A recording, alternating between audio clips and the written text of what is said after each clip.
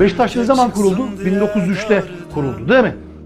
1912-13 bu Balkan Savaşları olduğu zaman Beşiktaş futbol takımının 11 futbolcusundan Kaptan Kazım da dahil. O galiba 10 futbolcusu Balkan Savaşlarında şehit düşüyor. Balkan Savaşlarında şehit düşüyor. Beşiktaş'ın ilk rengi galiba kırmızı beyazmış. Tamam. Sonra buradan sonra neye dönmüş? Siyah beyaza dönmüş.